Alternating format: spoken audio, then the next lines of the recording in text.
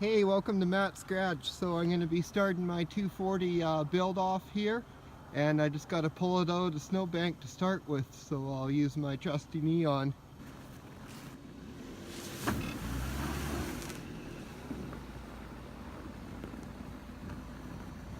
Okay, well, I'm having a lot of problems. I can't get the 240 to start. I'm not sure why. I think it might be an electrical problem, but we're going to tow it into the shop with the Neon and figure it out.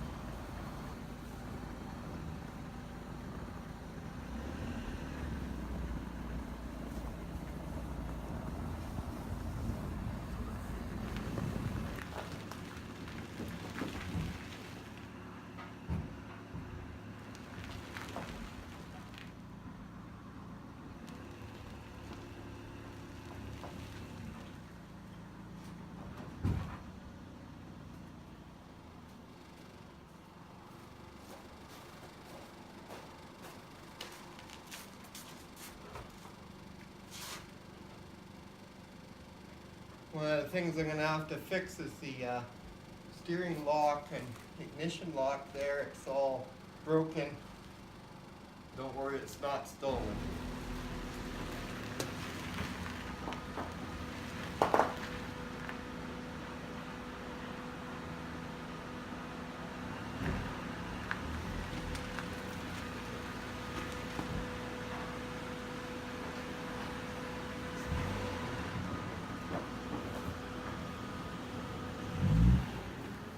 I'm a little disappointed the car didn't start, but I'm not going to focus on the engine right away. I have narrowed it down that it's just not getting enough power to the starter, and I'm planning on a full tune-up, and I got to take care of a bunch of kind of sketchy electrical work on the car. So when I do that, I'll clean up all the connections everywhere, and I'm guessing when I do that, the car will probably start right up.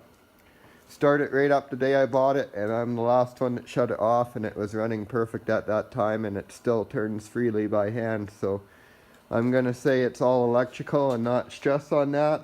I'm just cleaning out the 240 here. All the parts for it were in the back, and look, it's the pig nose here.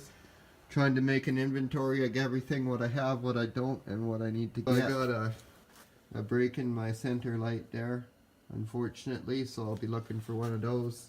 Both my mirrors are good, that's a huge bonus. Got the door handles.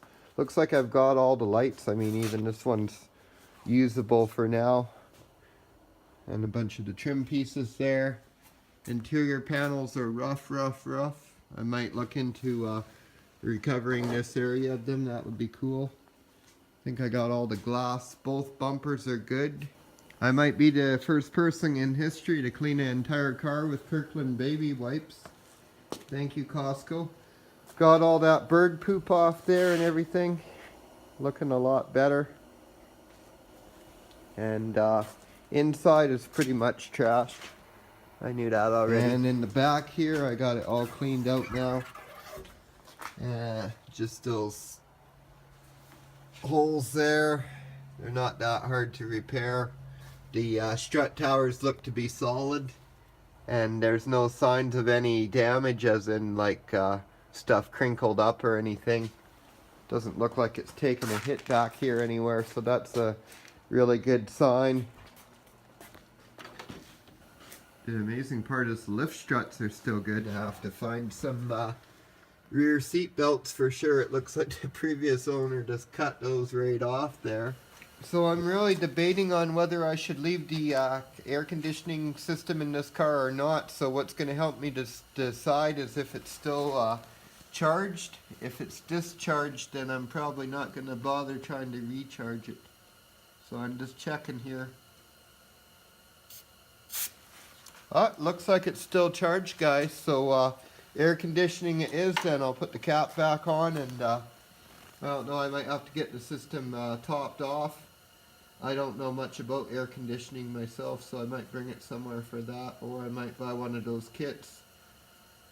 But it does seem like there's still a charge in there, so it must be a viable system. Maybe it works as is. Most cars that's sold in Canada, the air conditioning systems don't get maintained, so it's pretty common for them not to work at all. I was told by the previous owner that the the right hand window motor didn't work on this car, and I was just gonna blindly order one, but then I looked at the price and they're pretty pricey, so I'm just gonna try and test this one and confirm if it does or doesn't work. So you can see it is working there, so I'm glad I tested it. It seems like it should be viable. Let's see if it goes the other direction.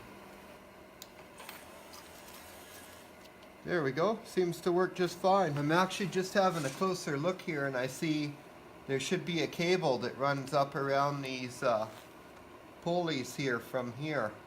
So what's actually gone is the drive unit portion of it, not the motor. So I don't know if I can buy that separate. I'm gonna have to look into that, or maybe I can restring that somehow. Though I think that would be pretty difficult, so I'll be looking into that. I'll get back to you. These wheels have these special lock nuts on them or whatever, and you can see how tight it is around them. There's nothing I can do with that without getting the correct socket, which didn't come with the car. I did find it online. I think it looks like I'm going to have to buy a set of lug nuts to get it. It's about $60.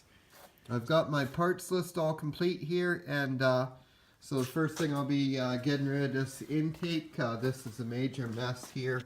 See, the sensor's all glued in, and there's PVC sewer pipe under there, and look at this mess. So I couldn't find a factory air box. I tried, and so I'm going to go with a aftermarket cold air intake. Get rid of this whole works here, and I'd like to go to an electric fan, get rid of the clutch fan, because I know it's robbing about 15 horsepower, so that'll be a good upgrade, but I might not get that right away. Depends what I can afford.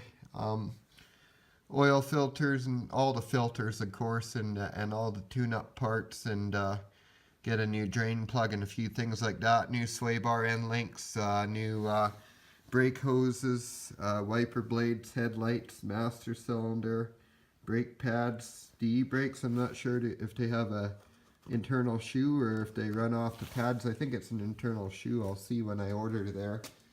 And what I'm going to do for seats is the white Pulsar parts car actually has some good seats in it. They got nice bolstering on them too, so they're blue, but I'll throw some slip covers over them. So before I do anything else to this car, I'm going to have to get a solid foundation under it. So I'm going to have to tackle this rust on the front torque box frame rail area here. And I'll be doing that in the next video, so stay tuned. You can go watch the video of when I first brought the car home. I'll link it up in the description here if you're interested to know more about the particulars of how I came across it and bought it and everything. Thanks for watching Matt's Garage. Don't forget to like and subscribe, and I just wanted to take a moment to thank all my new subscribers and of course all my old subscribers. Thanks for hanging around, guys. There's plenty more exciting stuff to come.